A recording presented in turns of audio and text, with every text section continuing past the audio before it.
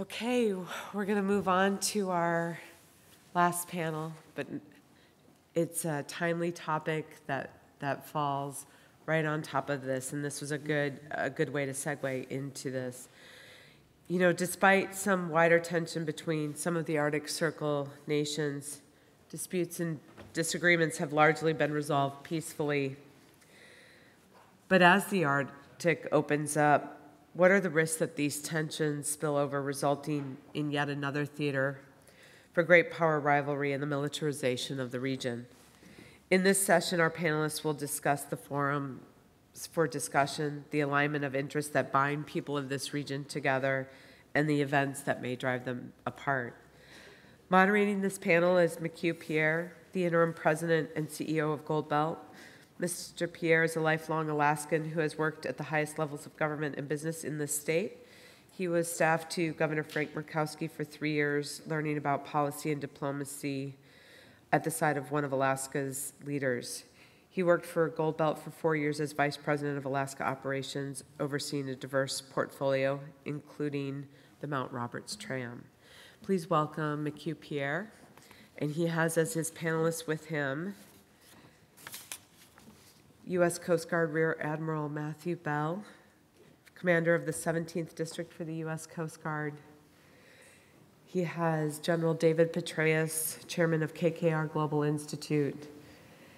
And he has, I can't see, it must be Vidas?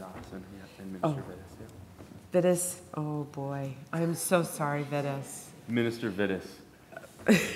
Minister for Finance and Nordic Cooperation for the Government of Greenland, and Uda Bear Das, Assistant Director and Advisor of Monetary and Capital Markets for the International Monetary Fund.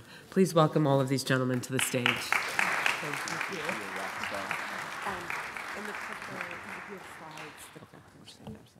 Thank you so much, gentlemen. If you'll take a seat, we've got microphones that we're going to share, and we'll love to take questions as well from the crowd. So we'll all be seated, and I'll let each panelist introduce themselves, and we'll just continue to have a good time.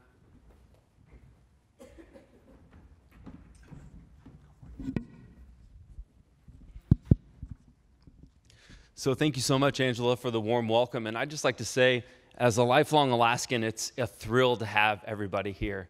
I was born and raised in Wasilla, Alaska, just north of Anchorage, and I've lived in Juneau off and on for the last 15 years.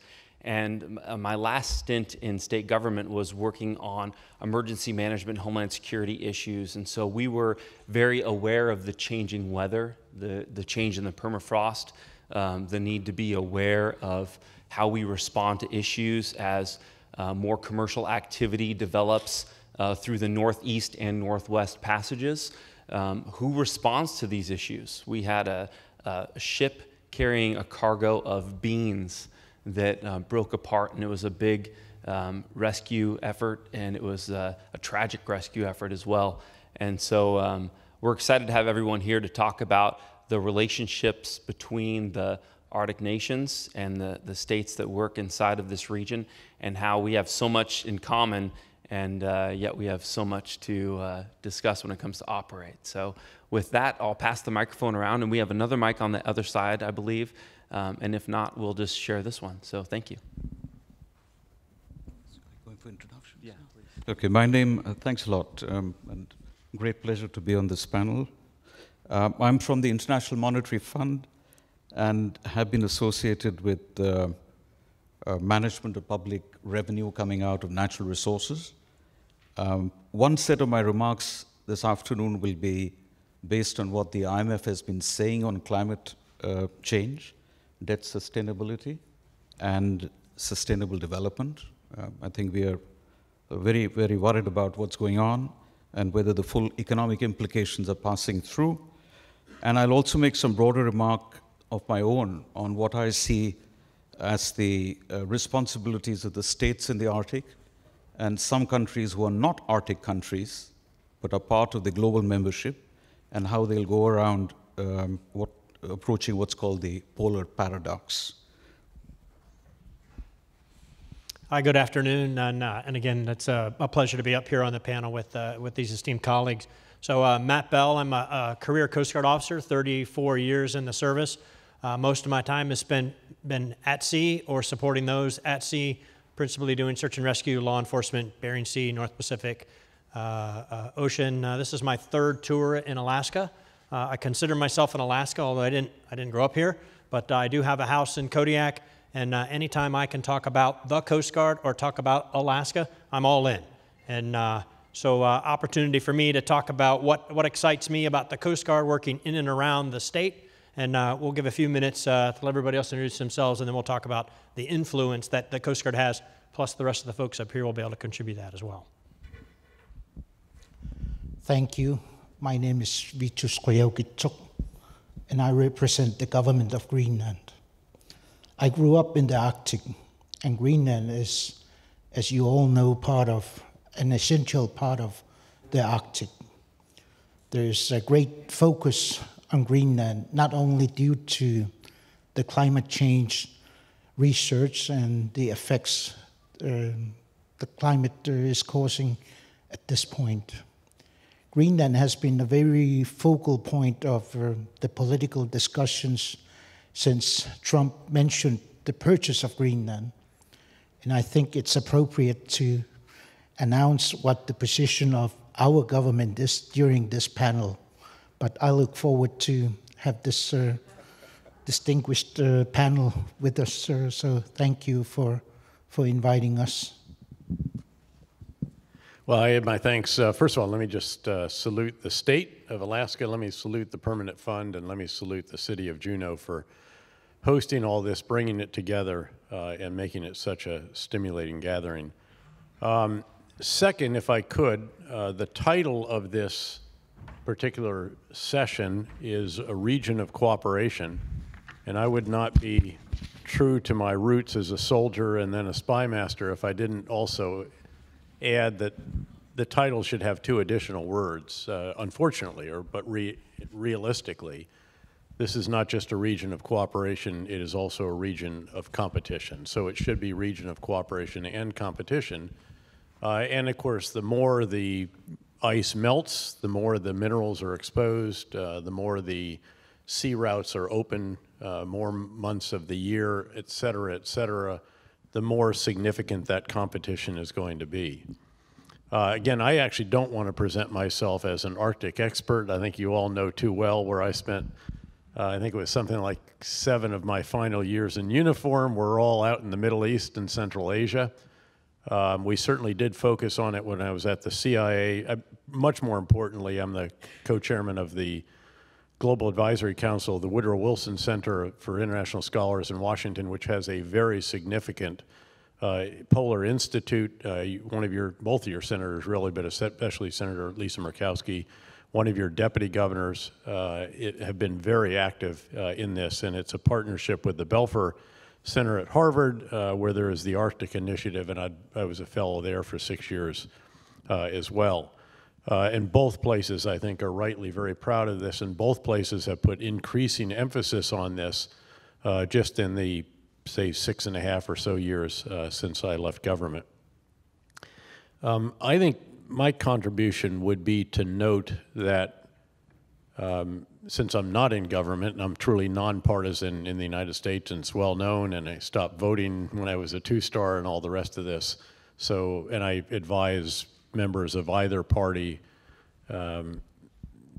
still to this day, and actually served in 2 major Senate confirmed positions under a Republican, 2 under a Democrat. I think the big question that looms over this entire issue is somewhat similar to a question that looms over other issues that involve multilateral institutions, multilateral organizations, trade agreements, and all the rest of that. And that is actually whether the United States wants to enable multilateral institutions, the Arctic Council being an example of that. The G7 would be another, Trans-Pacific Partnership would be another, and the trend in more recent years, obviously, has been to be animated by a belief that we do better in bilateral negotiations than we do in multilateral. We're much stronger, obviously, and that our interests sometimes get subordinated in multilateral endeavors. That is a big deal because the most recent meeting of the Arctic Council, as many in here probably know, was not allowed to issue a communique because we would not agree to that. The same with the G7, as you may recall. So in each case, the chairman issued that themselves. I don't want to imply necessarily a disagreement with that. I do think, though, that the United States has to have a very open and forthright conversation with itself and with its leaders to determine whether we are going to enable such institutions, which are going to become increasingly more important. I mean, to this point in time, the Arctic Council has largely, so one of the big studies that the Wilson Center did together with the initiative at Harvard was to say that it needs a real strategy. It doesn't truly have an honest-to-goodness strategy. And that is, again, a very significant issue. If that is going to be the body that is going to resolve what are undoubtedly going to be increasing disputes over, again, mineral rights, over what ships can carry what. As you know, a ship came through, wasn't it with a nuclear? A nuclear power plant, a floating Yeah. nuclear power plant is in the Far East Russia right now. Again, what will be the limits on what can be done in an area that didn't used to matter? My dad was actually a merchant marine captain during the World War II. They could literally only get to Murmansk a few months a year. Now, of course, you can get there almost, probably that far, almost year-round, I would suspect, without any assistance. This is a big emerging issue, and this is the kind of really basic issue that I think we're going to have to resolve, again, within the United States, noting that this is an international group of funds, but we are going to be the determining factor very likely on a lot of these issues. And I suspect this will come up from the true Arctic experts who have spent their time in the Arctic while I was out fighting bad guys in the Middle East and Central Asia. Thank you very much, General Petraeus. I'd like to move the microphone to Admiral Bell as we talk about some of the things, because really this is about investing and where do you feel comfortable investing, right? How do we make connections to open up new areas of opportunity for business? And I think that as we talk about the global scale of interaction, there's also a lot to be learned about the local scale. And Admiral Bell is doing that personally. There's a relationship between the Russian Coast Guard and the United States Coast Guard that is fascinating, and I'd love for you to have the opportunity to talk about how that partnership exists in real life and how you are able to respond to issues in the Arctic waters. Mikus, great, thanks. And so I'd like to take on a topic that General Petraeus just talked about on bilaterals and multilaterals, and then a question that came from the audience, I think they're in the back, on successes. And so we tend to pause on successes quite a bit when we talk about whether it's international cooperation or international competition. We talk about shared space. You can make a comparison between Antarctica and Arctic. Antarctica, nobody owns that piece of land. So there was a great cooperative effort to get to a multilateral agreement. That was a success, and it's been years in success. There's some talk now about militarization and other people, talking about, hey, there's too many people now that are playing in that pie, but I think the more people that invest in that Antarctica mission set multilaterally, I think as a cooperative effort that we can all talk to is successful. In the Arctic, it's a little different. There's 8 Arctic nations. We've defined that via UNCLOS and other rules and other conventions that force those countries, those enterprises, those industry leaders to work with one another, neighbors, but at the same time multilaterally work across that Arctic. We've had some success. We just had a fisheries ban in the central Arctic Ocean. That's going to be for 16 years. Maybe we can extend that. Maybe we can't. Whether there's actual a large enough processing of fish in that region that you can actually make a go of it, an enterprise of it, will be an interesting discussion. I would say from that perspective, bilats are easy. It's only 2 people sitting at the table or 2 groups of people sitting at the table. When you talk about multilaterals, that's everybody in the room that's got to come to an agreement, that's got to come to consensus. Those are very, very difficult, very, very complex. But if you can get to an answer, if you can get to yes, then you're much better off at working the much harder, much more complex issues. Tackle the little things first. We can talk about large-scale progress, We can start talking about large-scale successes, but if you try to tackle the whole big project at once or the whole big issue at once, you're not going to be able to get there. So start in the small incremental levels. We do that now. We've got MARPOL. We've got regulations for how folks discharge things coastally in their own states and in their own EEZs. Can you migrate that out to international waters? And I think by convention, we can all agree to what's on the paper. The enforcement of that is much, much more difficult. How do you get out and work that?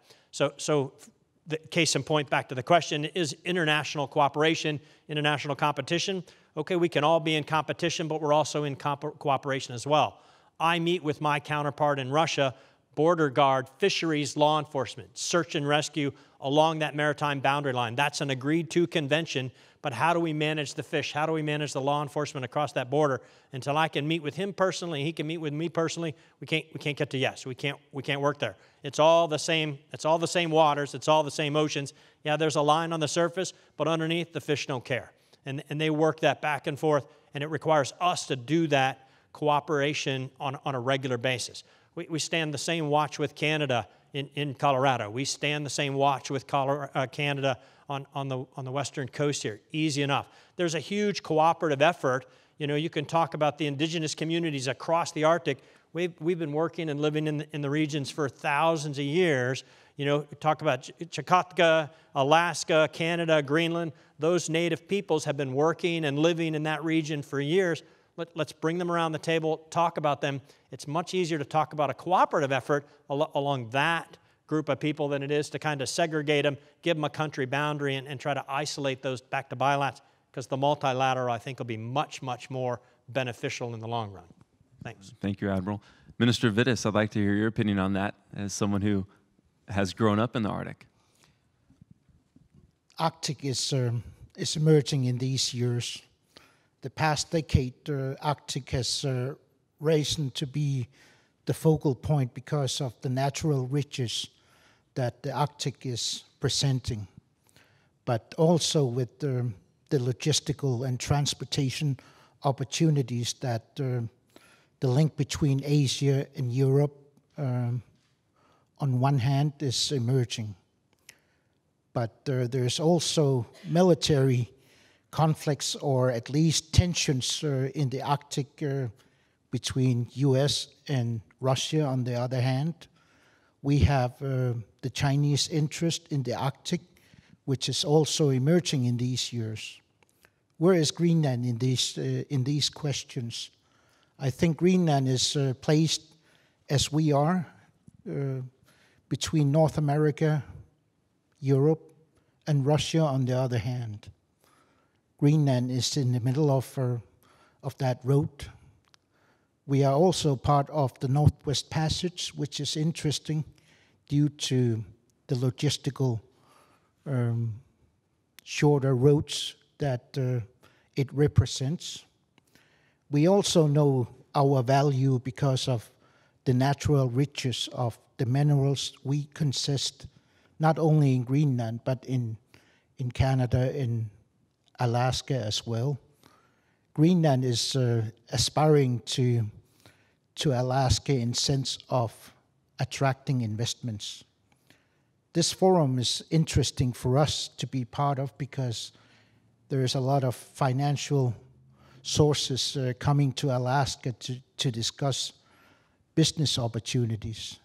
I think Greenland is representing similar options despite not having the infrastructure as Alaska have, but we represent similar products and minerals, seafood commodities as well. We have freshwater deposits in riches, and tourism, along with the extractive industry, as you know, and you have in Alaska. I think Greenland has been part of the Arctic for the past many decades. We have facilitated American military for the past almost 8 decades, and Greenland is an important and vital part of the NATO and our allies in US, safeguarding our security, not only in the Arctic, but in general. And I think it's important to emphasize that we are proud of being in this ally and this alliance as well. But going from there to become part of US is perhaps a bit too controversial, since we are striving to become independent nation. We are in what we call an irrevocable way of becoming independent nation, which means that according to the international right, Greenland is becoming independent in near future, which means that we are going to make own decisions according to what we find is reasonable to protect our interest in our country. But we will be part of the Arctic and be part of NATO and our close alliance with US, regardless of what our status might be. Can we be measured in money? I don't think it's reasonable when we discuss the right for self-determination and the right to assimilate into another nation. I think it's unreasonable to discuss the question of purchase when our aspirations are in freedom and to make own decisions. So I think it's very clear to state that we are not interested in being part of US in the way as some president might have thought of, but we are proud of being part of an alliance that we are today. Thank you very much, Minister. And I'll pass the microphone to Director Doss. I'd love to know what your opinions are about opening up investment and what type of opportunities you see from an IMF perspective on the Arctic. Oh, that's the second part of the question is a tough one. But let's try and contextualize Arctic from a global point of view, because whenever the word Arctic comes up, all kinds of imagery conjures on the part of many people who know nothing about it. There's something at the top of the globe, melting ice, and that's about where it stops, mostly. I think Arctic is more than that. And I think that's where, from an economic point of view, which is what I'm going to focus on, the whole issue of cooperation becomes very, very complicated. We are talking about 8 countries who, one way or the other, have a stake geographically in Arctic. We then have 13 countries, as on date, who are non-Arctic, who have got into the game, and each of them has come up with an Arctic map of their own. And here, specifically, the Asia-Arctic alliances are becoming extremely strong. I think the minister mentioned about China, but China is just one actor. There are a number of countries who have come very close to the Arctic fringes, and they believe that while we are not Arctic, over the long run, there are going to be a lot of spillovers that will accrue to the rest of the world. So much as we are talking in Alaska about something that may be contiguous to this, I just want to highlight a point that this is much broader and much bigger. And the measure of this is the fact that 13 big countries have come and become part of the Arctic Council, which, as some of you may know, is a forum of intergovernmental heads or intergovernmental meeting which sort of looks into Arctic issues. In fact, having said that, I'd like to quote the former president of Iceland, Olafur Grimsson, who said that the positive story about the Arctic is that it's not the Wild West yet. And that is the bigger issue that we should talk about, because by all kinds of estimations done by geologists and those who have done some excellent studies through the Arctic Council and the geography of the region, and the blue economy of Arctic, blue meaning the marine wealth that lies there. There are all kinds of estimates that are coming up as to what treasure may really be there as water denudes and you can do a lot more of economic activity there. And then, as the minister mentioned, that let's not forget, Arctic also has people. There are societies which are staying in that region for a very, very long time. So the point I'm making is that from my own point of view, the word cooperation cannot be only one-way traffic of people coming and creating thoroughfares through which ships go. I think we'll have to take a more collective socio-economic orientation to the region, which I'm sort of sad to say that there is no one credible piece of work that has been done yet on the region that I can go to and say, so now I understand what the economics of Arctic is all about. Yes, there are innumerable excellent studies on little aspects of the region. Transportation is one good example. Shipping, everybody talks about shipping. There are issues that are dealing with national security. But I think if one is to look at a sustainable, long-term solution for this extremely precious part of our planet, then it needs a more systematic approach, which is missing. In fact, somebody said that in international law, as you may know, there are 4 global commons which no state alone can have purview on. And these are the high seas, the atmosphere, the outer space, and Antarctica. And these 4 have been easy. And somebody said, why is the Arctic not a global space? And I wish, because then the problem would not have arisen.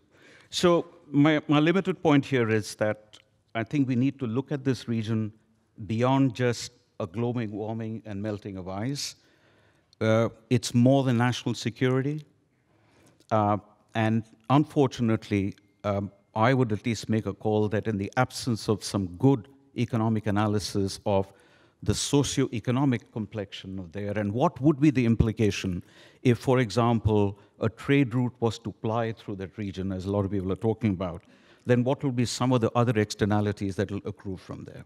One last point, I was desperately trying to see if there's any hard data on the investment flows that could come to the region.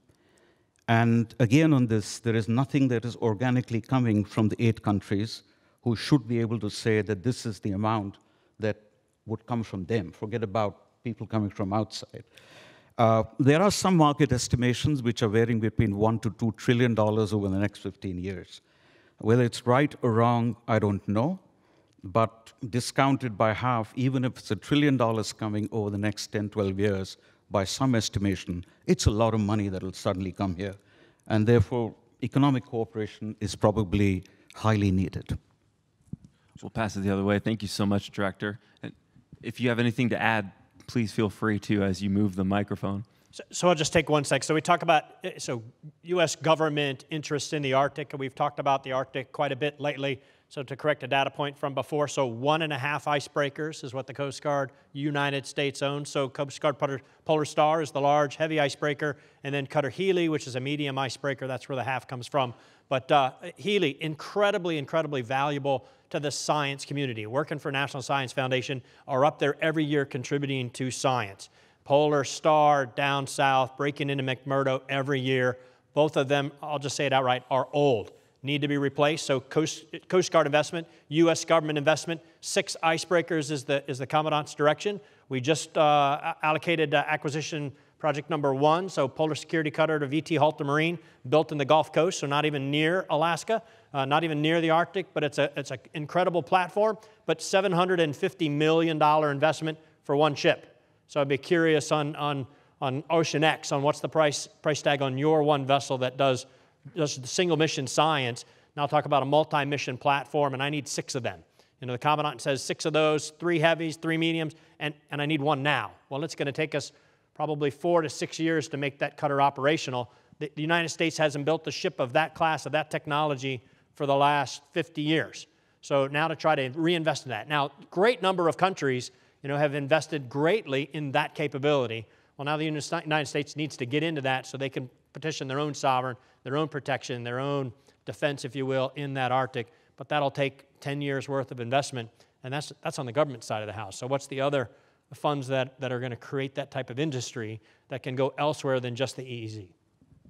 Thank you so much. And I'd like to move the microphone down to General Petraeus to make some comments. But on the way, I have a friend who's researching deep water crab migration patterns right now and working with your guys. So the activity is expanding into that biomass. But we brought up some good points about different international cooperative groups in general. I'd like you to talk about some of those. Well, first of all, let me just observe, to build on something that the Admiral said, that what is very interesting to those, particularly in uniform or those who are sort of out conducting what you might term tactical activities, you often can get cooperation, great cooperation. By the way, there's interagency cooperation at tactical level as well, not when you come to Washington, of course, and sorry to be U.S.-centric, but again, I think that's what we want to inject a bit here. But for example, when we were conducting the counter-piracy mission off of Somalia, when I was the commander of U.S. Central Command between the tours in Iraq and Afghanistan, there were Chinese ships out there. They were not underneath the coalition task force, but we had very good ship-to-ship, bridge-to-bridge, really, communications. There was agreement basically between the captain of their ship and the captains of the ships with which they interacted, and ultimately, essentially, the coalition task force headquarters, on how we should proceed, so that they would not just be out there sort of watching us, but that they would be contributing to the effort as well. Because you may recall there was a period of time where ships were just being hijacked and held for ransom left and right. And of course, you had the famous movie, in fact, about how the SEALs, Navy SEALs, of course, rescued one of the captains of the Maersk, Alabama. But so you can get that going out there. And then, unfortunately, when you get to the actual multilateral discussions, all of a sudden it becomes very difficult. Now, to be fair, some of that is because you are establishing very foundational principles and big ideas, but we really have not gone that far in this area at all. Again, the Arctic Council meets formally every other year. There's lots of little working bodies, and yet it doesn't have the kinds of guiding principles. Yes, the UN Convention on the Law of the Sea does govern a lot of this, but the question is, can that still deal with all the issues as ice melts? Where does the exclusive economic zone reside now? Who's going to agree on that?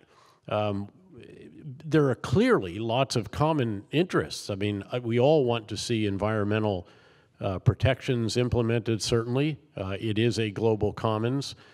We certainly want to see freedom of navigation. We want to see sustainable fishing. I mean, again, there's lots of different issues that need to be resolved. The question is, who can actually drive this? And again, having been part of some fairly substantial multilateral efforts, one of which involves 65 countries,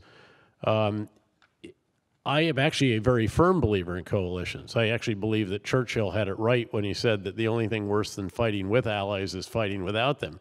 And however frustrating, time-consuming, and all the rest of that, that coalition maintenance or multilateral activities, and we had agreements with countries in some cases that were not only not our allies, they were actually, again, in other theaters and other places, our adversaries. So somehow we've got to build on what are the common objectives. There always are common objectives. Take those as far as you can and get some actual agreement on how there is going to be the administration and essentially the enforcement. I mean, that is the big question at the end of the day. And I'm sure the Admiral would agree, there are just lots and lots of questions about who is going to enforce, even if you can get these basic principles. And as he rightly pointed out, the U.S. is very late to the game of building icebreakers. Russia has not just a fleet of icebreakers, and of course has very, very substantial economic interests that are emerging more and more and more. It actually has a fleet of liquefied natural gas container ships or carrier ships that are actually icebreakers themselves, and therefore don't actually need to follow an icebreaker through up to, I think it's medium grade ice. So we have got to get going on this. I know that the delegation from Alaska has been a huge driving force in Washington. And again, in particular, I think Senator Murkowski, although certainly Senator Sullivan, who frankly also worked for me in Afghanistan, and a wonderful man in uniform in addition to being a great representative of the state. But we've got to, it has to get galvanized. Again, it is good that the Coast Guard finally has this program to build these, but as the Admiral pointed out, this is not coming soon to a theater near us, and we have to figure out how to accelerate it, and then also accelerate how do we get, I mean, China has to be part of, even though they are not one of the 8 members, if you will, the permanent members of the Arctic Council, they're obviously one of the observer countries. They have to be part of this. They're already investing very substantially in Greenland, and they're quite significant. And that is going to continue. I mean, the 2 big economies of the world, again, are going to both seek to exploit what is possible on a scale that others probably can't approach, maybe the exception of Russia, because of what it has already built and the significance of the energy and other resources that are there. But again, this is another real hard nudge push that there have to be multilateral fora, and you just can't wait for another 2 years. I think the last meeting was just late spring. I think you can't wait another 2 years to determine that you don't still have a real strategy. And a number of the other recommendations that were in the report by the Wilson Center and the Belfer Center at Harvard. Director Das? I just want to sort of support General Petraeus' views, but I worry on 2 things, 2 counts. One, that if I go by the international experience, and we've had not exactly the Arctic kind, but there have been a number of cases where countries have suddenly struck a natural resource, and the economics of oil here is the most striking one. And I always remind a lot of people that before 60s, it was a different world. I'm talking about the modern oil. And perhaps both you gentlemen would know more than I do as to what happened thereafter. Rest is history. To date, the oil economics continues to afflict almost every aspect of human life. Markets, governments, I mean, just about everything. And I think we have done a lot of work on that to basically alert a lot of countries, again, from the economic side, not from the security aspects of oil, as to what kinds of problems come up thereafter. So I just wanted to give that alert as one. The second, which I mentioned at the very beginning, is what some call the polar paradox, which is anything that has to happen in the Arctic has to be a nice balance between 2 things. It has to be environmentally sustainable, and secondly, the development also has to be sustainable. Now, how do you combine these 2 sustainability objectives from a policy point of view is a very tough thing. I mean, some of the sustainability things will come into a clash. And therefore, all the more reason why this agenda has to become a global agenda rather than be left to the region or the 8 countries to sort out. And my last point was about, again, sort of contextualizing. Before coming, I was asking myself, who are the players in the Arctic? And I got actually not 1, not 2, not 3, but at least 6 set of players who will have to be brought onto the table when these discussions start. I mean, there are, of course, the countries who own it. There are then going to be the recipient countries who will actually get the benefits of what comes out of the Arctic resource. There is the society, the civil society that resides and inhabits that. There's going to be the markets who are probably going to bring in capital. And then there are going to be the enforcement bodies who will have to ensure that whatever the cooperative outcome is, it is probably enforced. Minister? Thank you. I totally agree that the Arctic consists only because of the cooperation across the nations existing in the Arctic. And I think it's important to emphasize that our aim for the region is a low-tension policy, that there's no conflicts in the Arctic regardless of whether if it's security matters or economic. And I think it's important to emphasize this goal of being a peaceful region. It represents a political stability.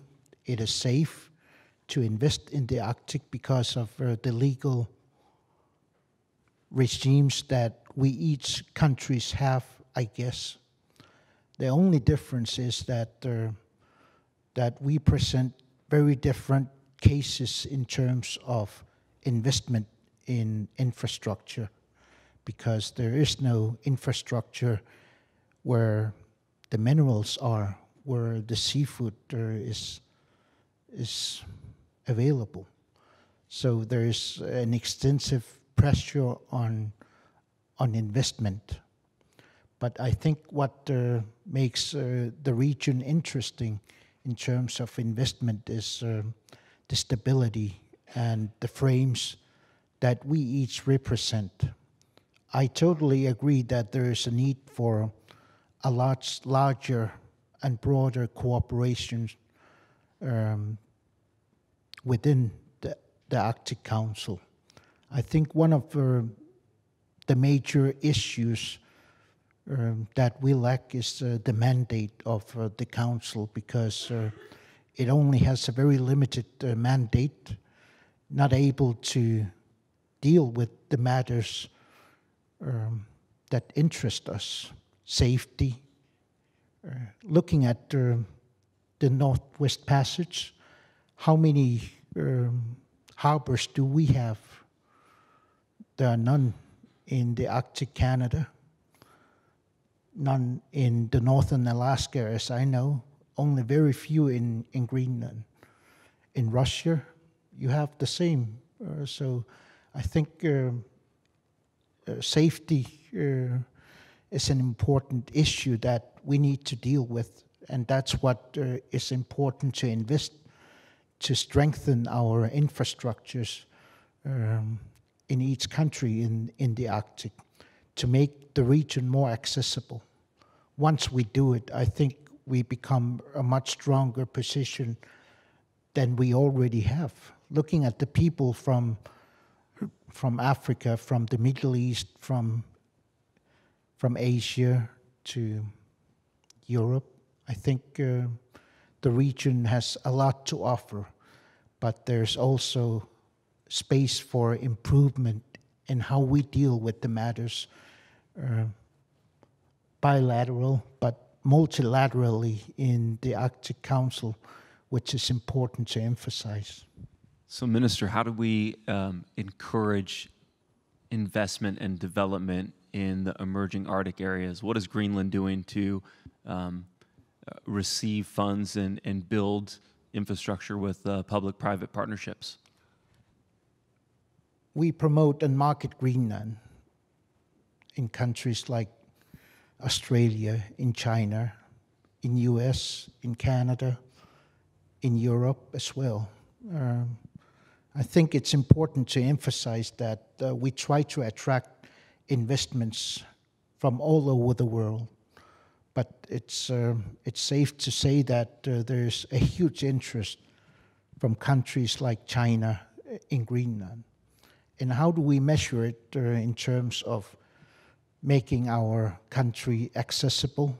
Well, trust is, of course, something that we need to have, that it's safe to invest in Greenland. But we need to mitigate all the risks that are based in each project, I guess, so that we don't end up having negative impacts in our economy in short or long term. Thank you very much. General Petraeus, how do people in this room, members of the IFSWF, participate to encourage more of the activity you've been discussing with the Arctic Council, maybe meeting once a year? Well, look, the institutions that are represented in this room, in many cases, are managing very vast sums of money. I mean, some in this room manage well over $1 trillion. It is hugely important to their governments. The governments are active participants, often in some capacity on the board or the chairman of the board or whatever when it comes. I obviously know an awful lot of these because, frankly, many of them are invested in KKR. And I've visited with the major strategic partners that are in this room of KKR, in some cases many times. By the way, including the Permanent Council, not just here, but in New York and elsewhere. So again, they are not without influence. Yes, they're sort of on the receiving end of directions about what kind of risk they can take and what kind of yield they should be delivering and all the rest of this, and how much can the legislature take from the fund, all of these kinds of things. And so they feel a little bit, I think, at times as if they're on the end of the rope that's being yanked around. But the truth is, again, they have a good deal of access to the senior leaders of their countries, their states, their respective industry groups or what have you. And I think it's that kind of prod, once again, that is going to be so very important. I think that's just critical. When you ask, by the way, how do you attract investment? I thought you captured this very nicely. And by the way, I thought it was a very eloquent statement that you made about self-determination for Greenland. But when we're doing diligence for an investment, as with any of these, it is more than just the finances. The whole reason we have a global institute at KKR is because in many cases it's not just the numbers, it's not just whether the financial team is really excited about the opportunity, it's also what is the geopolitical risk? Is there adequate governance and rule of law?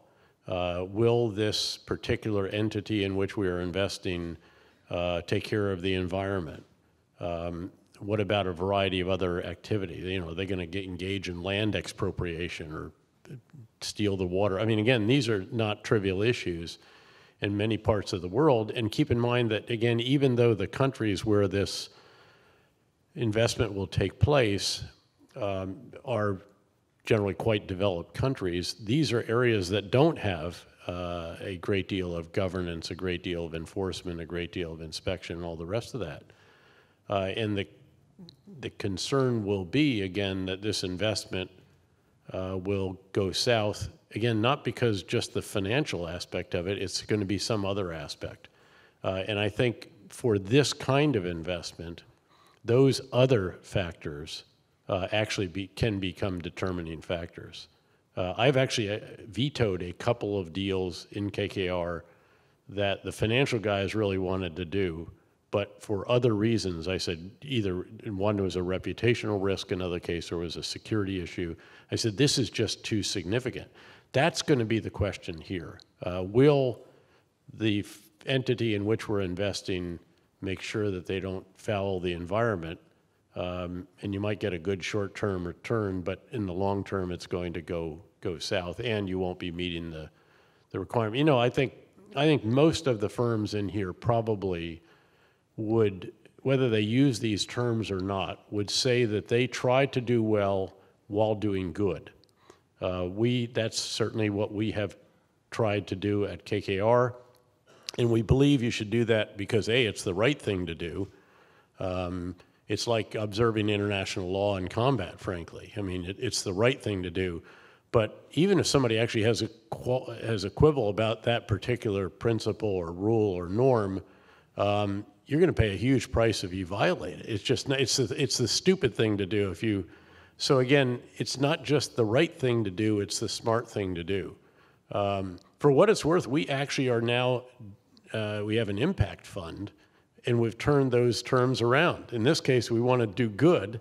That is the actual purpose of the investment, but obviously we still want to do well because our investors certainly want to see that also. But I think that's what you have to get to, I think, in this kind of investment in particular. And this is where looking at the other aspects of an investment actually becomes even more important than the actual numbers that you're crunching and determining whether the yield is going to be adequate or not. Director Das? So I think this, to your question, there is a lot that sovereigns can do. I don't know how much the funds who are in the room know, but there are already 6 sovereigns whose funds are present here who are a part of my 13 plus 8. you can ask me about the names later on, but this itself shows a little bit of disconnect between the state and probably their economic agents. But there are 6 countries in the room whose funds are present who are a part of the Arctic, big Arctic already.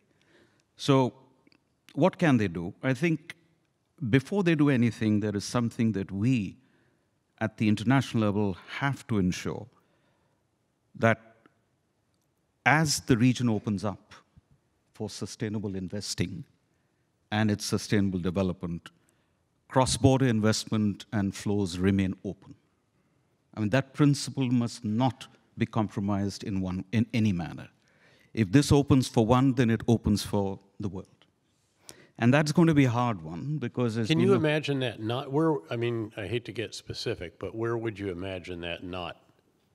So I'm referring to sort of the whole reversal, General Petraeus, that's happening in economic policy these days, of things becoming, markets fragmenting, and certain policies fair enough. coming in which Yep. are protectionist in Yep. nature. Yep. The whole WTO spat, the Fair currency rhetoric, the trade tariff. I mean, if people are really keen on investment coming out for long term and what we call sustainable investing, responsible investing, I mean, all these things are cliches, but they have a lot of theory and principles underlying it, then some of these protocols have to be absolutely ensured by whoever ultimately decides on how Arctic will grow. The other thing is about sustainable finance. So the one who brings the money can actually play a big role in the whole ESG agenda. And as you know that the environmental social governance is quite fashionable these days. I know that some of the funds governance has embedded ESG in the way they invest. And that could be one way in which they could catalyze what I was talking earlier about resolving the polar paradox, that with the money comes along the ESG.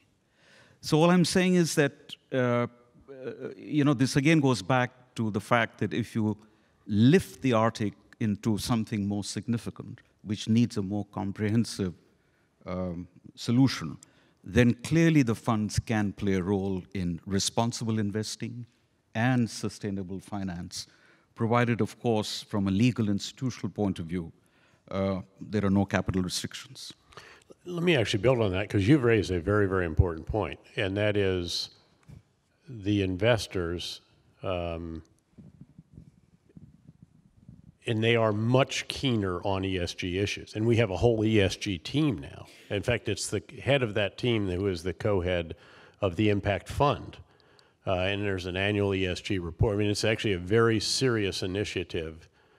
And it has been driven for a variety of reasons. One is, again, that I'd like to think that we truly believe sincerely in this, number one. As I said, we want to do good, not just well. Mm-hmm. The second, though, is that investors are increasingly keen on this. Yes. And again, this is where you all have just enormous clout, and your expression of interest in that literally is enough to ensure that that is a primary consideration when you're actually evaluating possible investments. And especially in the Arctic region. Very much so, yeah. Where that is a much bigger factor to consider precisely because of the deleterious effects of the environmental problem. Because I do want to mention there that our own economic analysis is saying that by the turn of this century, the incidence of natural disasters are going to go many, many fold. And then we have asked the question that what will be the output loss, GDP loss. And we have a number that natural disasters are not going to look at whether it's Uganda, Uzbekistan, or United States. Climatic things don't look at income levels from an economic point of view. But it will definitely shave between 2 to 4% of GDP if the incidents that we are anticipating will take place. And this is the best number that I have at the moment to tell you what could be some of the economic outlaws. And therefore, people should immediately from now on try and see that the incidence is not as severe as some of the geologists and meteorologists are telling whose assumptions we have taken. So going back to the point about ESG, I mean, if the investors are coming from outside into this region, General Petraeus, we would like ESG to be very much a part embedded in that approach. And that should be one way to help the most sustainable investing taking place. I mean, I'd argue that should actually be present almost in any case. It is particularly important, though, in sort of developing countries or developing economic arenas. And again, it's not always an either or. I mean, we see this in our own countries with pollution. I mean, again, there is a balance. On the one hand, you got to have electricity. You still want to drive cars. You still want to. So, but how do you spend the marginal dollar so that you are reducing the footprint, reducing the carbon, and so forth? And I think that's a consideration that investors can drive very, very substantially. By the way, I should actually acknowledge, I'm a former economics professor. I know. I have another I'm life aware. as well. I So- have to confess that every now and then. No, but if I don't want to, but let me pitch, and I will be happy to send you and everybody else who's interested. But I think in a week from now, we are coming up with a very major economic study precisely on sustainable finance, where ESG has been lifted by the IMF as absolutely critical. And we have a lot of good numbers there on the costs and the benefit and what we are seeing, including some of the members here, as to how much they're embedding it in their strategic asset allocation. Thank you. One of the things I think the Arctic lack is, of course, our strength in terms of population and resources to market and to promote the opportunities, business opportunities, and not least the investment opportunities that we present. I think as a small nation, I think we have a difficulty of attracting investors because of our size, because of our economic resources that are very limited. Sometimes we are much smaller than the investment funds that are interest in Greenland. There is a measure of the size of our population in economy that sometimes puts a strain on how the balance should be between the investor and the country that is receiving revenues. And I think it's appropriate to have the measures through IMF, through World Bank, that advise small nations like us to mitigate the negative impacts, to safeguard the people, and not least the revenues that we eventually can lose to bigger players, multinational companies coming to our country. And the other thing is that we have a very limited workforce, unable to facilitate the workforce that are needed in many of the projects that the companies are working with. But I think we are flexible in terms of facilitating the legal options that are to get profit in the Arctic. And Greenland is no longer different than Canada and US in that sense. So I think size is important to emphasize, but not as a handicap as we see it. Thank you. Admiral Bell, I'd like you to have the opportunity to chime in. I've seen you taking notes very diligently, and I appreciate your patience. Because I have really, really smart people up here on the panel, and so I'm educating myself. So I would go back to this coalition of the willing, if you will. So we talk about the Arctic Council, and I think the incredible importance they play because of where they live. And that influence, I think if you can get that particular coalition of the willing to influence to a larger extent the global population, and I'll pick on IMO just for a minute. So everybody knows about IMO, International Maritime Organization, and we came out with Polar Code a few years back. We talk about sulfur caps, and that's influence in the region. I think that kind of influences ESG concerns overall, and I think everybody's buying into that up front. So if you can start I think with important work at the Arctic Council and working through that group, get them to agree, that help can now influence the global market. So, we're not going to direct actions there. We're not going to go down this particular path because the consequences of it will be too far outreaching, too financially unstable in the long term. It's very difficult to do that when folks can't even realize the connection. So when we talk about Arctic Council, most folks, when you talk about those 8 nations talking together, well, how about the rest of the world? Do they even listen to that conversation? Because, that's the Arctic, it's not about us. But as you can talk to any scientist in the room, any scientist in the world, and they're all connected. So I find it fascinating when you look at the world and you look at the maps and you see boundaries and we see country guidelines, we see country agreements to where you draw that particular line, but the atmosphere doesn't care and the oceans don't care. And so those two interactions are 100% influencing on what we see around the world. You can talk about that from an environmental perspective. You can talk about that from a sociological, from a people perspective. You can talk about it from a financial perspective. But until you can get everybody to step back and take a holistic approach to that, it'll just be the Arctic Council arguing about them from amongst themselves.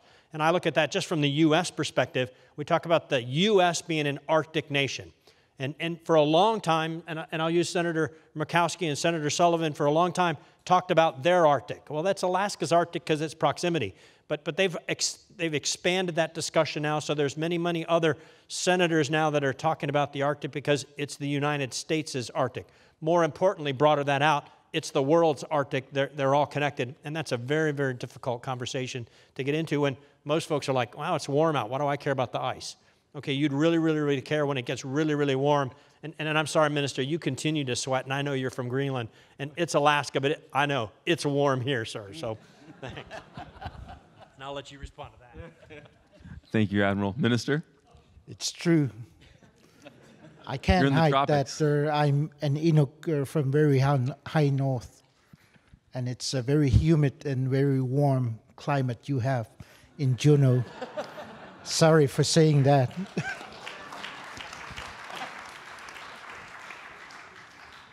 Thank you so much. And I know that there is a microphone around the room somewhere, and I was looking as we were going through.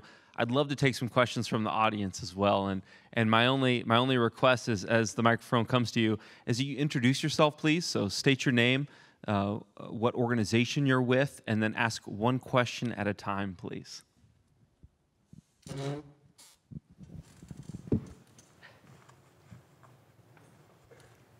Thank you very much. My name is Ahmed Bastaki. I'm from Kuwait. It's a bit warmer than Greenland.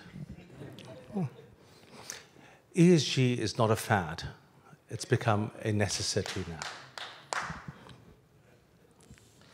If we do not take a warming Arctic seriously, we will not have a future. Most of us run funds for the future generations. As President Macron recently said, we have no planet B. We are stuck here. Is a warming Arctic a threat or a boon to the Arctic citizens as well as to all of us? Thank you. Minister, do you want to start with that? I think the climate change has two faces. We face it as an opportunity in terms of fish species coming to our seas. It represents more profit for us, having more species. In terms of hunting, I think we are limiting the hunters' ice. Conditions are diminishing our options. So in that sense, it's negative. But it has two facets as everything. So I think the climate change represents both positive and negative impacts on our people, but mostly positive in terms of economics. The hunting community in the further north has very severe conditions due to the diminished ice across the northern Greenland, and it represents less income for the hunting communities. But for our fisheries, it's good. It's good for our agriculture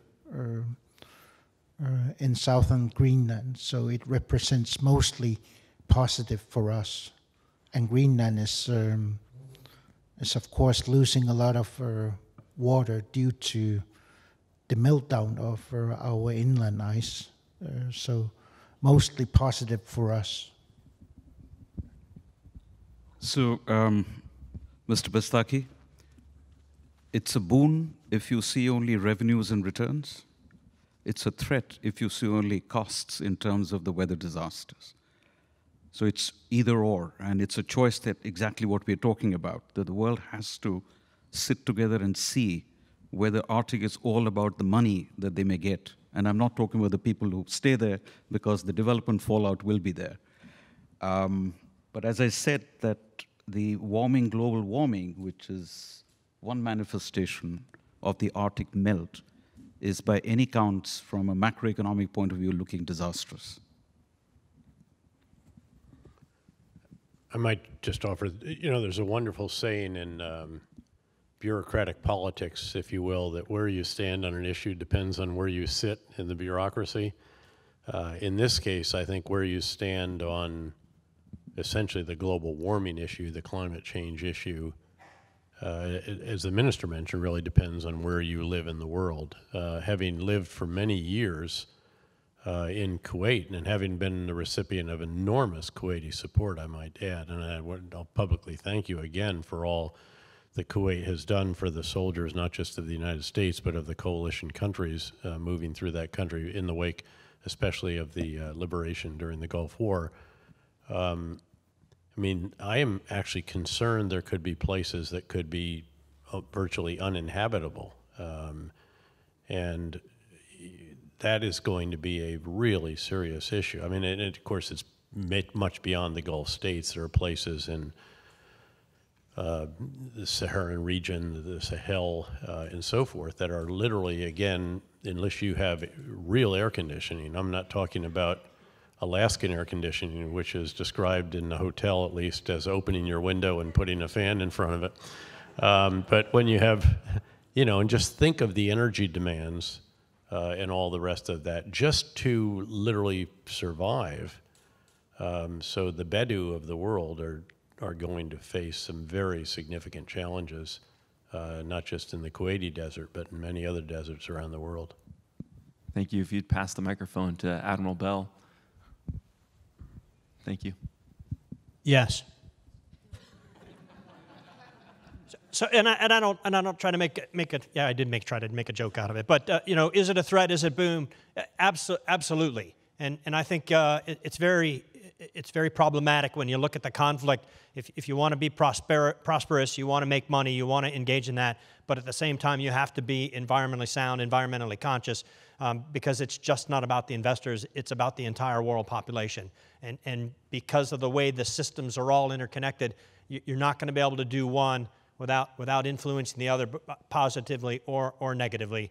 And I think it's becoming much more relevant, especially here in the last few years. We talk about uninhabited, and people have said, "Oh, the Arctic is uninhabited." It's not. People have been living there for 1,000 years. Well, their life is changing drastically, whether that's environmental or just the influence of industry on that directly. There's a boon for not only the indigenous folks that live there, but for folks that are living well outside that. But there's also going to be some dire impacts from that have nowhere even close to being near the Arctic that we're going to influence long term. Just want to go back to General Petraeus' concern about Kuwait becoming hotter and warmer than it is. No, but I think we did this, one of my colleagues did this study, which is public, that a 1% increase in temperature for countries whose average annual temperature is 25 degrees will have an output loss of 1.5%. And it'll take them almost 7 to 10 years to recover that. And I think that's the simplest way to put this to those who want to understand the implications. Now, we may be off here and there, but I think that's one way to look at what it means as warming takes place across the world. Thank you so much. Any other questions from the audience? I know there are some in the back. again, please identify yourself and what organization you're with, and then one question at a time, please. Hi, I'm Paul Clements Hunt from the Blended Capital Group. The Admiral referenced it, but there's a wonderful roadmap in some ways around collaboration from the Antarctic Treaty. The year of geophysics, 1958, 39 nations came together and said, let's look at the Antarctic and deal with some of the issues. 1992, they concluded the Antarctic Environmental Protection Regime, which goes to 2041. So one of my questions is, have we done the poles in the reverse order? We did the Antarctic in 1958. Why haven't we got, it's a very simplistic question, and you're dealing with complexity. Why did we not have the vision to sit in 58 and say, well, let's do the Arctic Treaty, you know? So my question is, have we done the poles in reverse order? Admiral, you're up. Yes. So it's a great question, but I kind of go back to how we just started the discussions up front, that multilateral agreements, conventions are incredibly complex and incredibly difficult. But yet when everybody's on board with a single mind, single objective, they can get to yes. And Antarctica was all about getting to yes, so everybody came together for that agreement. I think when you look at where we are as we sit with UNCLOS and jurisdictional requirements on what countries own, what countries say they own, that conflicts incredibly well when you start talking about the confines of the Arctic. It's one thing to talk about the Central Arctic Ocean. Hey, we could probably get to an agreement there fairly easily because I think that's a common interest for all. But when you start talking about the potentials for economic development, potentials for making money in those coastal regions, EEZ, outer continental shelf, I think the answer is going to be much more difficult to get to. General Petraeus, I was thinking the continental shelf is definitely a driver in that. Well, I mean, this again might sound overly simplistic, but the stakes were less. There was no ownership, and the stakes were much less. When it comes to the Arctic, the stakes are enormous. There are established claims to those stakes. Others want to be in it. The owners want to protect it, want to have rights. And again, I think it's just vastly more complex and more challenging because it really matters. Don't take this wrong if you're a citizen of the Antarctic. Happily, there are none, so I can't antagonize. But I think that's really what it comes down to. Now, it also, with respect, probably a slightly earlier era where for many decades post-World War II, there was a real commitment to multilateral institutions, largely led, frankly, for many, many decades, largely by the victors of World War II. I mean, if you think about the economic institutions of which you are a senior member, if you think about the security institutions, you think about the other organizations, and I think, sadly, really, that the shortcomings of those institutions have been highlighted more in recent decades than have the strengths and the benefits of them. And that is the reality of the day. And you can see that surrounding the United Nations and the United States, that there are those who are, we helped build it, basically. It's on U.S. soil. It's in New York. But at the end of the day, the frustrations with the inabilities of the UN to do something consequential about the major security issues of the day and a number of the other activities, especially when it comes to something that requires a UN Security Council vote and not a veto by a permanent member, that can be pretty challenging. And that's the situation that we're in now, and we've got to figure out how to bridge some of these disagreements and differences. And I mean, that was the reason for my initial comments, is that we've got to come to grips with that as a country, the United States does, and then the world is going to have to come to grips with that as well, as to whether or not we're really going to subordinate some of our national prerogatives to a multilateral institution because of reservations that multilateral institution might get hijacked or be ineffective or incapable. And again, I think that's the reality that we're in now, as opposed to certainly when in the very beginning of the Antarctic, when you had a number of countries that could literally drive this through that were of like mind. And then the others that might not be of such like mind weren't all that concerned, because again, the stakes aren't anything remotely what they are when it comes to the Arctic. Thank you. Director Das?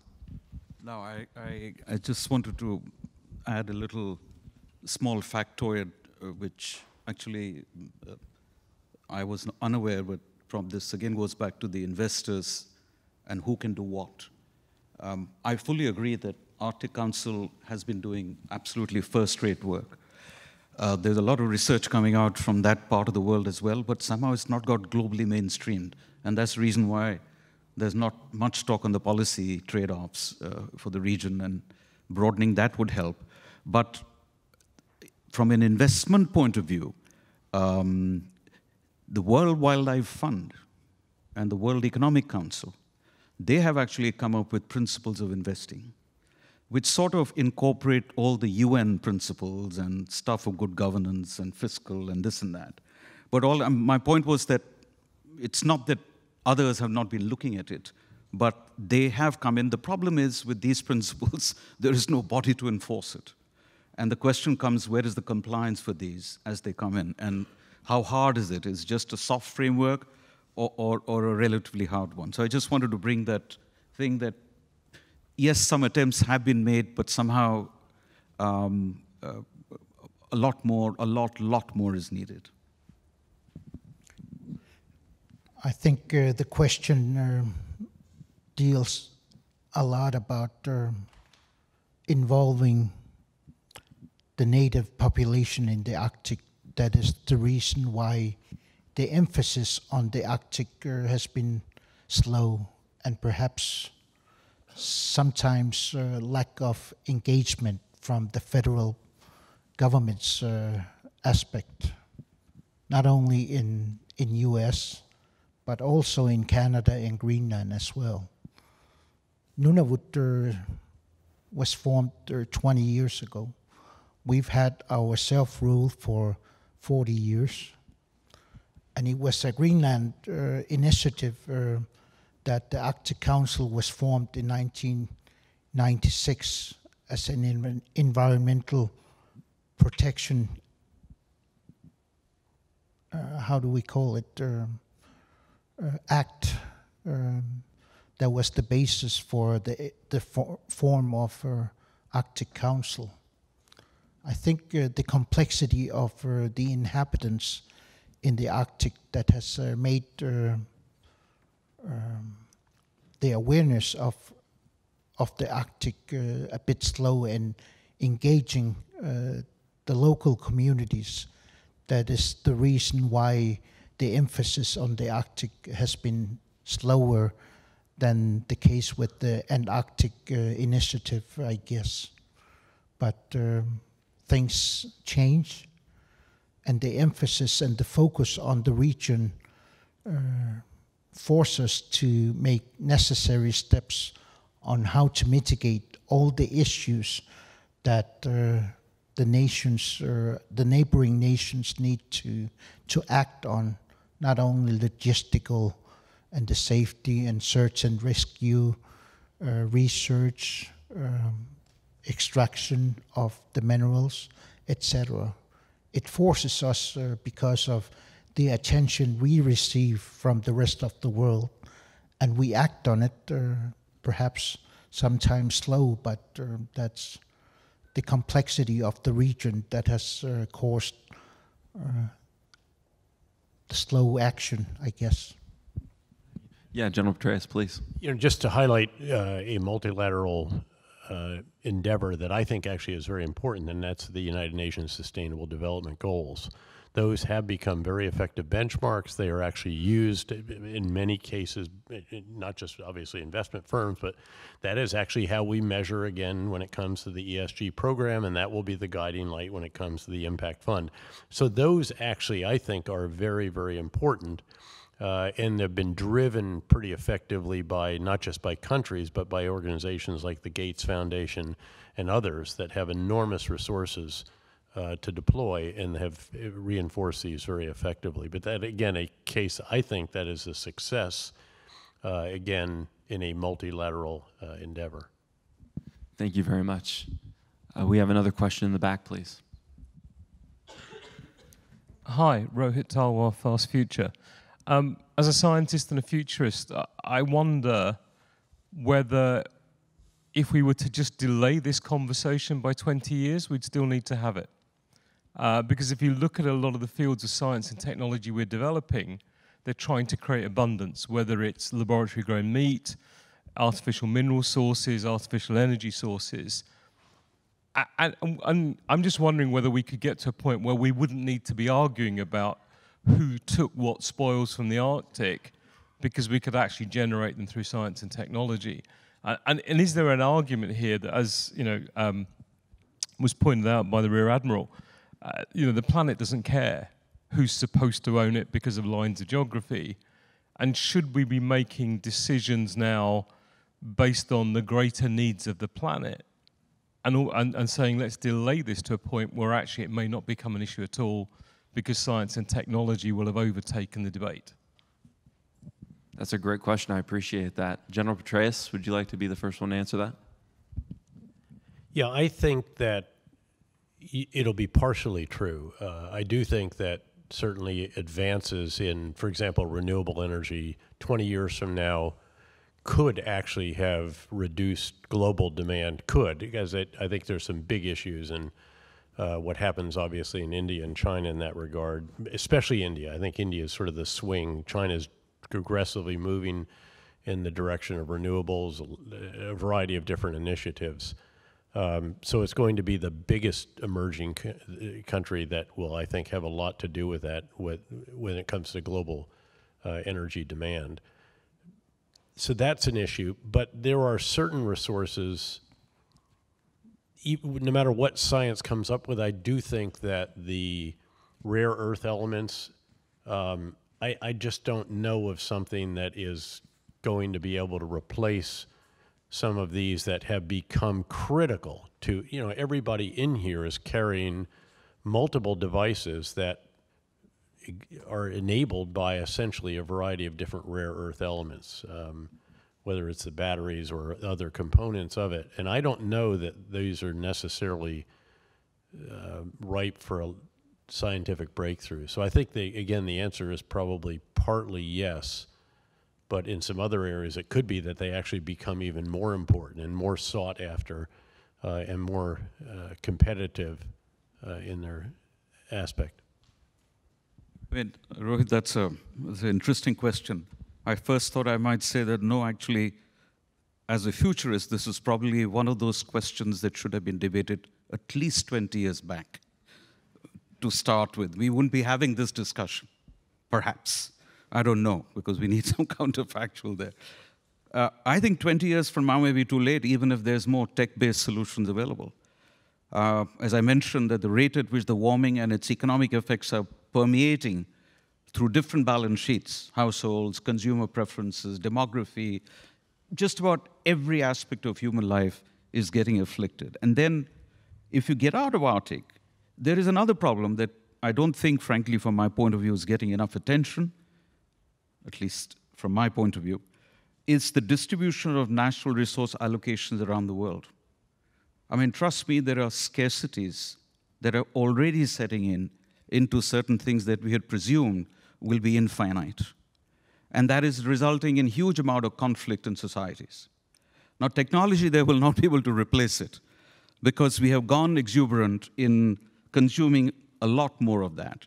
And the depletion of those resources, I fear, I don't know what you gentlemen feel, is going to be one of the big pull factors into the Arctic, because this is where huge amount of blue resources below the water, which have not been fully geologically understood, plus it has some of the natural resources that are depleting in the rest of the world.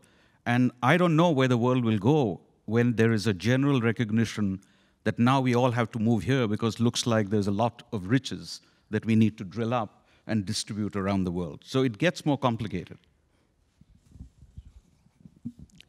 In terms of who has the right for the natural riches, I think there's no country that has an altruistic, how do we call it,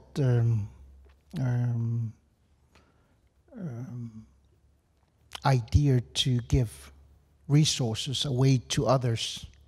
I think it is important to emphasize that we are well aware of our ownership of our lands and the resources connected to our countries and our seas, as any other where in the world, I guess.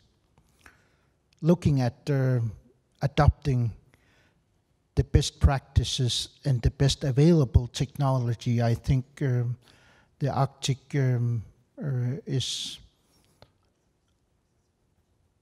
a role model in terms of adopting the newest available technology and practices, and it is seen in our legislation, it is seen in how we adopt the practices available. Greenland has or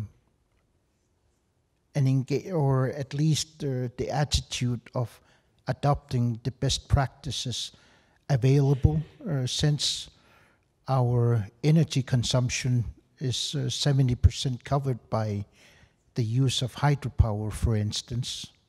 We have an aim of even coming to 92% within the next 10 years. And that is the same with our communications, etc. I think it's our adoption to new technologies that emphasize who we are in the Arctic. So I don't agree on your perception of how late we are. We are showing how we can do things better. Admiral Bell? So I find your question fascinating. We struggle in the Coast Guard with predicting what's going to happen tomorrow. And so in a resource-constrained environment, it's really easy to predict because you're really shortchanged on that. But if you talk about unconstrained and unlimited resources, infinite, you can envision some quite majestical changes or opportunities going forward. I think in this particular case, in order to talk about things we don't even know about. I mean, we don't know what we don't know, but in order to get after that, you need to be able to develop and generate the resources now and generate that capital. To me, there's tremendous opportunity all along the Arctic, and I think folks are going to take advantage of that to be able to help influence the future going forward. So as much as I'd like to say the discussion 20 years from now is probably moot, but ask me in 20 years and I can tell you whether we actually had the conversation right or not. General Petraeus, one last word. You know, to support what you were predicting or hinting at, I guess, we should remember that less than a decade ago, the United States, the best energy economists in the United States said that we were at peak oil production. This is when we were at 6 million barrels per day, peak.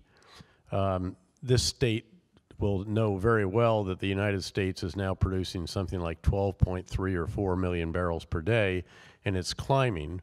And it's all because it's actually, in many respects, this is the United States at its best. We invented the technology of deep directional drilling, hydraulic fracturing, seismic big data, agile capital markets, small and medium enterprises that can build it out, a legal structure that allows you to sell or rent mineral rights under your land, adequate water near the deposits, a decent infrastructure and regulatory system, and all of a sudden, voila, the United States has gone from peak oil at 6 million to leading the entire world in crude oil and actually in natural gas production alone. So who knows? You were saying 20 years, that all took place just in the last decade. And again, a decade ago, I had the leading economists in to see me a couple times when I was the CIA director and we were trying to predict the price of Brent crude after the next round of sanctions on Iran. And no one then predicted what we have seen literally since then. So it is certainly very possible that scientific breakthroughs, industrial breakthroughs, et cetera, In fact, it's likely that it will change the context in which the exploration and development of the Arctic goes on, but it still, I think, is going to be hugely significant and hugely important. Thank you very much. Any other questions from the audience? Yes, right up in front, please. These are fantastic questions. Thank you so much for your engagement today. Bob Williams from the hot and humid community of Juneau. We've been having this discussion about competition and collaboration, and when there's low levels of collaboration, low levels of trust, we usually end up in prisoner dilemmas and you know, tragedies of the commons and things like that. If we had our current level of collaboration, if we were to somehow, between the different countries and everyone, if we were to somehow to triple it, we could take whatever level it is now and just triple it, what is a problem that we could possibly solve that we can't solve now? And also on that is, even if we tripled our level of collaboration, what's something we probably couldn't solve? Like if there's an asteroid coming at us and we did all this and we ran the numbers and said, well, we slowed it down 6 miles an hour, but it's still an extinction event. You know, what's something really hard that we can't solve, and what's something we might be able to solve? Thank you. Thank you very much. As an operator, Admiral Bell, do you want to start by answering that question with something that may be able to be solved? Yeah, so oceans right now, so that's a big, obviously I work and operate on the ocean, so I'll talk about plastics just for a minute. I mean, Ocean X kind of mentioned it's way down the list, but you know, micro portions of fiber are affecting the food chain across the world, and whether that's invasive into the protein stocks itself or influencing the actual food chain itself, the science is there. So collectively, those oceans, everybody operates on them, everybody works on them, everybody contributes to the mess, pick the Sargasso Sea or elsewhere, but I mean, there's floating piles of that are just going to contribute. So collectively, how do you get after just that one particular topic? And it's not just one country issue, it's not just one company issue, it's a global issue that I think it's challengeable. I mean, there's small groups that are going around in plastic boats and picking up plastic. Okay, that's a start. Well, how do you globalize that? How do you make that common across all of the countries and make it a unified effort? There's obviously countries that are much more well off than others that can contribute more greatly to where others that can't. Yet it seems to be some of those plastic contributions are inverse order of that. And that's the hard part is, hey, let's clean up somebody else's mess when, okay, it's everybody's mess. So how do you work after that? That to me is an easier topic to tackle right now versus some of the more complex one when you start talking about pollution at large and what the contaminations of the oceans. They're technically a great buffer, but there are limits which nobody realized just a few years ago. Minister Vitas? I think we need to emphasize on what is important and what can be done instead of thinking of the avoidable and perhaps things that we can't change. I think cooperation is a key word of what we have discussed today, that there's a need for cooperation on every level between the Arctic region and the nations in the Arctic, and the exchange of experience as we do to discuss what we do to improve things and the conditions in the Arctic. So I would say cooperation. So that's actually a very nice way to put all the discussion. My response will be, again, from a pure, to avoid the problems that we know have happened in the previous episodes when regions with endowed resources set out to become a part of the global mainstream. I struggle because even if there's cooperation 3 times over today, it also depends on what area of the cooperation we are talking about. And that's important because if it's all region from a national security point of view, that's a different type of cooperation. If you're talking about development and economy of the region, sort of green growth plus the blue growth, right, it's a different type of cooperation. So I think international cooperation is not one monolithic construct. It has different blocks in it. And I would defer to my panelists because I frankly don't have a sense on which of the cooperation should be the kickoff right now in that region. Should it be to contain the fallout of the melt? Should it be development of the region in a more broad way, holistic way? Or should it be that because certain countries geographically have begun to assert themselves a little bit more on research and this and that? And this is not a non-trivial question. I hope you agree, because the international cooperation or even regional cooperation has to have a starting point on what is it that we are cooperating for and about. I think, if there was the will, and all of a sudden if you could wave the magic wand, and in particular the biggest countries linked arms, as they did, by the way, to get the Paris Climate Accord. Remember, that was a result, in large measure, first of U.S. leadership, then linking arms with China and the U.S. going together, and then they sort of brought everybody in their wake. If you could have something, and again, you talked about 3 times this, I guess the issue that would cut back to is what the Admiral was highlighting earlier, which is the issue of enforcement. Could you actually establish a multilateral enforcement regime that could address some of the really significant issues? So overfishing would be one of those, or just violating the fishing agreements that exist. And there is an Arctic Fisheries Agreement, as you know.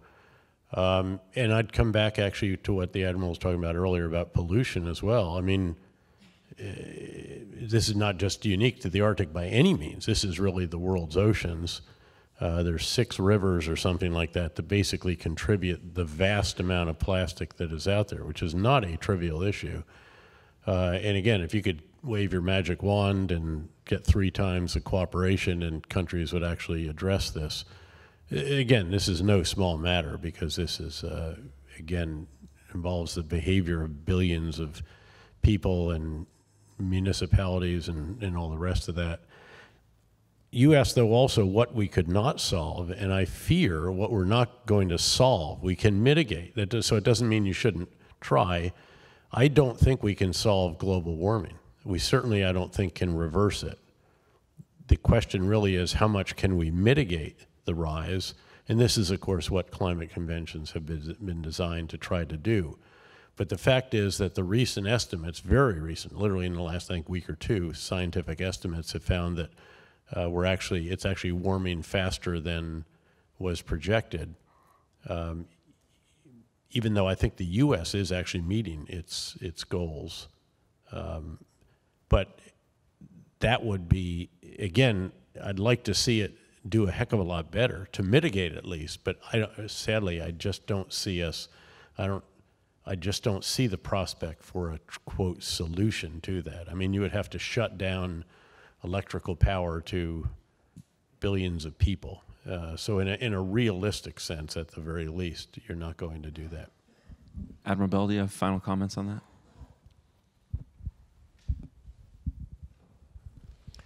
So I've got a command philosophy that I have here in District 17 that well before General Petraeus' term would be well left a bang. So well before a regulatory or enforcement action, there needs to be incredible outreach, education, engagement, and training. All of that stuff well left a bang, well left of enforcement or regulatory action is really, really, really hard. And there's very little return on that investment.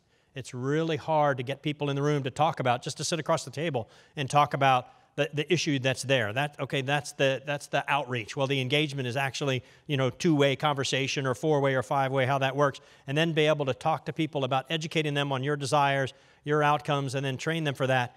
That's the cooperative effort, I think, that we talk about. Hey, how can we get to an easy solution? But at the same time, people are the most important piece of all of the solutions, but they're also the most complicated, the most difficult. And to get them in the room to agree to those first 4 before you even get to the right-hand side of the problem is the most difficult. So I think that's where I would go back. As soon as you involve people, it's easy. They can come to an agreement. But then again, as soon as you involve people, they're going to agree to disagree very, very quickly. Well, I'd like to say thank you to all of our panelists and to the guests. As the CEO of Gold Belt Incorporated, that is the Alaska Native Corporation for Juneau, and we represent the indigenous people of this area. And we're so proud to have Angela and the Alaska Permanent Fund Corporation housed here, headquartered here in Juneau, Alaska, and we're thrilled that all of you could come here, many of you for your first time. We are open for business, so come back, establish something. We'd love to see you, and we promise it'll rain a little bit more so we can have a lot of electricity, and you won't have to have your Alaska AC unit running as much. So thank you so much, and enjoy dinner tonight, you guys.